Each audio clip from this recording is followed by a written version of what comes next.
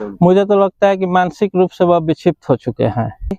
आप कोई राजा महाराजा हैं कि आपकी जनता दरबार में लोग जाके गुहार लगाएंगे?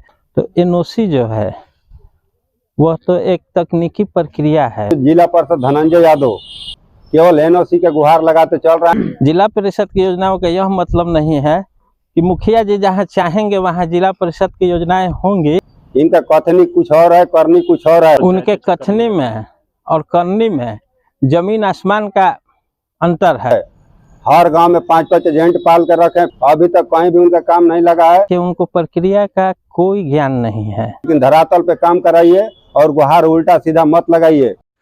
जिला परिषद सदस्य धनंजय यादव ने हसनपुरा पंचायत के मुखिया वीर बहादुर सिंह के द्वारा लगाए गए आरोपों के खिलाफ जमकर बरसे। इस दौरान जीप सदस्य धनंजय यादव ने मुखिया को मानसिक विक्षिप्त तक बता दिया है। उन्होंने कहा कि मुखिया जी मानसिक रूप से बीमार है और जिला परिषद की योजनाओं का यह मतलब नहीं है कि मुखिया जी जहां कहेंगे वहां कार्य होगा, जहां नहीं कहेंगे वहां नहीं होगा। एनओसी के सवाल पर कहा कि क्या मुखिया जी राजा महाराजा हैं कि उनके जनता दरबार में जाकर एनओसी के लिए गुहार लगाएंगे। यह मामला हसनपुरा पंचायत के मुखिया वीर बहादुर सिंह के द्वारा जिला परिषद सदस्य धनंजय यादव, पैक्स अध्यक्ष केशव प्रसाद सिंह व पूर्व मुखिया उपेंद्र सिंह के खिलाफ दिए गए बयान के बाद से गर्मा गया है। बता दें कि हसनपुरा पंचायत के मुखिया वीर बहादुर सिंह ने जिला परिषद सदस्य धनंजय यादव को घेरते हुए कहा कि यह सिर्फ एनओसी के चक्कर में घूम रहे हैं, इनकी कोई भी योजना धरातल पर नहीं है।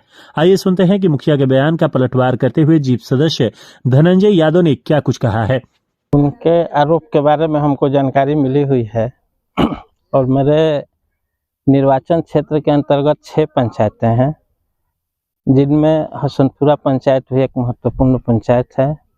और उस पंचायत के लोगों ने लगातार मुझे अपना प्यार, दुलार, आशीर्वाद देने का काम किया है। और ये अभी नवनिर्वाचित मुखिया हैं और एनओसी के सवाल पे कोई आरोप हम पे लगा रहे हैं। तो एनओसी जो है वह तो एक तकनीकी प्रक्रिया है। बिहार सरकार ने यह तय कर दिया कि जिला परिषद की योजनाओं के संचालन या क्रियान्वयन के लिए ग्राम पंचायतों से एनओसी लिया है। उसके लिए विभागीय निर्देश भी आ गया कि भाई किस तरह से एनओसी को देना है। उस निर्देश में स्पष्ट रूप से यह उल्लिखित है कि जिला परिषद की योजनाओं के क्रियान्वयन के लिए हर योजना के लिए एनओसी लेने की कोई आवश्यकता नहीं है। सिर्फ मुख्यमंत्री 7 निश्चय के तहत जिन योजनाओं का चयन ग्राम पंचायतों के द्वारा किया गया है तो उस पर जिला परिषद की योजनाएं नहीं हो सकती हैं, या होंगी भी तो ग्राम पंचायतों की सहमति से होंगी। लेकिन ये लोग उस चीज़ को समझ नहीं पा रहे हैं कि एनओसी का विभागीय दिशा निर्देश क्या है। ये लोग अपना एनओसी में, जैसे हमको अभी तक संज्ञान आ रहा है कि 12/11/22, 16/11/22 2 तिथियों को जिला से एनओसी के लिए गया पंचायतों में, और वह अभी तक आ रहा है। आज तक, कल तक भी आया है, कल भी आ रहा। सदर प्रखंड से कुछ योजनाओं के लिए एनओसी आया है। तो मेरा कहने का तात्पर्य यह है कि जिला परिषद के योजनाओं के क्रियान्वयन का समय 3 माह है और आप एनओसी भिजवाने में 2 माह लगा दे रहे हैं। तो ये तो जिला परिषद की योजनाओं को बाधित करने का कार्य हो रहा है। किसके द्वारा बाधित किया जा रहा है ये?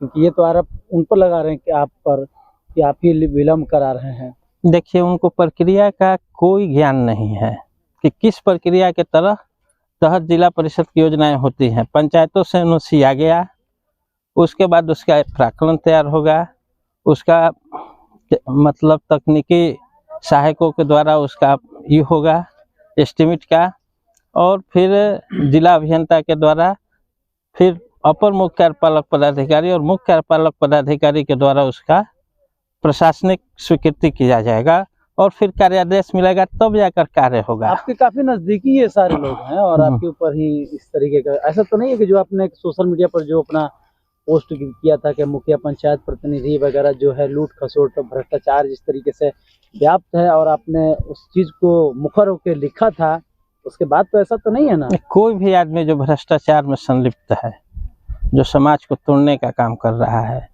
जो युवाओं को बरगला रहा है, युवाओं को गलत रास्ते पर लेकर जा रहा है, वह मेरा नज़दीकी कभी हो नहीं सकता है और ना ही कभी होगा।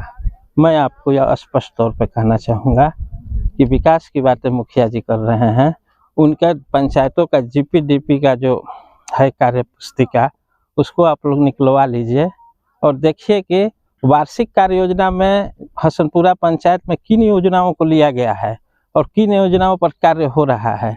काफ़ी असमानता है, जहाँ जैसे मन कर रहा है लोग कर रहे हैं, बस राशि की बंदरबाट की जा रही है, राशि की बंदरबाट की जा रही है। जिला परिषद की योजनाओं का यह मतलब नहीं है कि मुखिया जी जहाँ चाहेंगे वहाँ जिला परिषद की योजनाएं होंगी और जहाँ नहीं चाहेंगे वहाँ नहीं होगी। यह कहाँ दिशा निर्देश में लिखा हुआ है? उनका साफ तौर पर कहना है जीप सदस्य जी कि एनओसी के चक्कर लगा रहे हैं, एनओसी के लिए सिर्फ जिला परिषद सदस्य धनंजय यादव, और धरातल पर कोई योजना नहीं दिख रही है। मुझे तो लगता है कि मानसिक रूप से वह विक्षिप्त हो चुके हैं और मानसिक विक्षिप्तता के हालात में इस तरह के बयान दे रहे हैं। जिला परिषद का कोई भी सदस्य मैं कह रहा हूं कि क्यों चक्कर लगाएगा। जिला परिषद के मुख्य कार्यपालक पदाधिकारी के निर्देश पर और उनके हस्ताक्षर से एनओसी का मांग किया जाता है प्रखंड स्तरीय पदाधिकारी से, जो पंचायती राज के पदाधिकारी बीपीआरओ होते हैं, और बीपीआरओ के सीनियर अथॉरिटी में डीपीआरओ हैं जो जिला परिषद के अपर मुख्य कार्यपालक पदाधिकारी हैं। तो एक सीनियर पदाधिकारी अपने जूनियर पदाधिकारी को एनओसी भेजने के लिए लेटर देता है और वह जो बीपीआरओ हैं वह पंचायत में कार्यरत तकनीकी सहायकों और पंचायत सचिव जो उनके अंतर्गत काम करते हैं उनसे सलाह करके उनसे वस्तु स्थिति की धरातल पर जांच कराते हुए एनओसी देते हैं। तो इसमें कोई भी जिला परिषद का सदस्य क्यों गुहार लगाएगा भाई? आप कोई राजा महाराजा हैं कि आपकी जनता दरबार में लोग जाके गुहार लगाएंगे? लोकतंत्र है, लोकतांत्रिक भाषा बोलिए, राजाओं महाराजाओं की भाषा नहीं बोलिए। सामंती भाषा आपके मिजाज को दर्शा रहा है कि आप किस तरह के व्यक्ति हैं। उन्होंने कहा है कि अगर आप किसी कार्य को, किसी योजना को धरातल पर उतारना चाहते हैं, विकास कार्य करना चाहते हैं, तो हसनपुरा पंचायत में आपका स्वागत है, वरना सिर्फ एनओसी के चक्कर के लिए आप हसनपुरा पंचायत। उनके कथनी में और करनी में जमीन आसमान का अंतर है। जिला परिषद के मुख्य कार्यपालक पदाधिकारी एडीएम साहब के द्वारा हसनपुरा पंचायत के लिए योजनाओं की एक सूची भेजी गई थी। उनमें वो जितनी पीसीसी की योजनाएं हैं उनको वो लोग काट दिए हैं, और इतना ही नहीं, उनके पंचायत सचिव और तकनीकी सहायक उनके दबाव में अपने जिला के वरीय अफसरों को लिखित रूप से गलत सूचना देने का काम किए हैं बहुत सारी योजनाओं पे।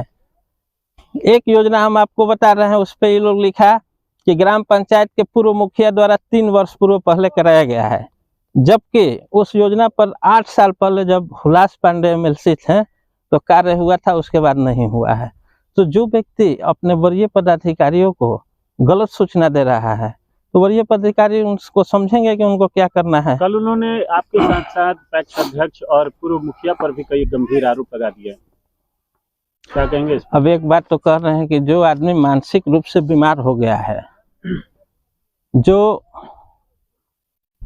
विक्षिप्तता की अवस्था में है, वह किसी को कुछ कहेगा। मैं भी देख रहा था कल, बहुत सारे न्यूज चैनल के लोग चला रहे थे कि पंचायत समिति का योजना नहीं चढ़ा तो इसके लिए डीएम साहब, एसडीओ साहब, डीडीसी साहब को जिम्मेदार उठा रहे हैं। अब आप बताइए कि पंचायत समिति की योजनाओं को चढ़ाना बीपीआरओ का काम है, और बीपीआरओ अगर नहीं चढ़ाते हैं तो उनके देखने के लिए उनके ऊपर के अफसर डीपीआरओ हैं। तो इसमें डीएम साहब और डीडीसी साहब और एसडीओ साहब को क्या करना है?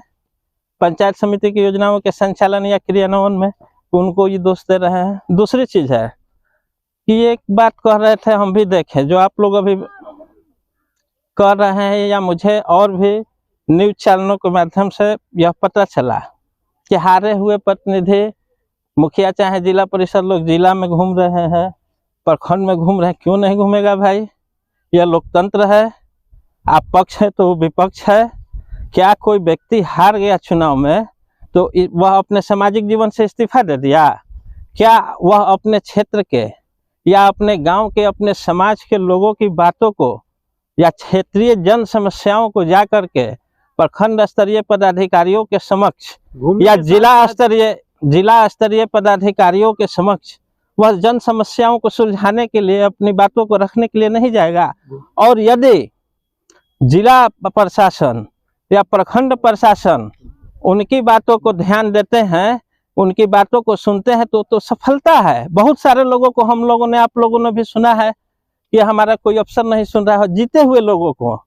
और यहाँ अगर हमारे भोजपुर जिले में इस तरह के अफसर आए हुए हैं जो हारे हुए लोगों की भी बातों को सुन रहे हैं और उनकी बातों में जो उचित हो उसका समाधान कर रहे हैं, तो ये तो अच्छी बात है, ये तो कोई गलत बात नहीं है। सिर्फ आरोप नहीं लगाया है, उन्होंने यह भी कहा कि बंद कमरे में इनकी पैठ ज्यादा होती है और ये पहले से इनका इसलिए योजनाओं पर रोक लगा देते हैं। ये कैसे रोक लगा देते हैं? कौन हारा हुआ कोई प्रतिनिधि जाके जीते हुए प्रतिनिधि की योजना पे रोक लगा देगा? कैसे लगा देगा भाई? हमको तो समझ में नहीं आ रहा है। क्या उसका फंड ले लेगा? कैसे रोक लगा देगा? एक मुखिया के पास अपने कलम में प्रशासनिक स्वीकृति की क्षमता होती है और पंचायत सचिव उसका अपना पंचायत का सचिव होता है, और दोनों में कहा जाता है लोकल भाषा में कि पति पत्नी जैसा अन्योन्याश्रय संबंध होता है।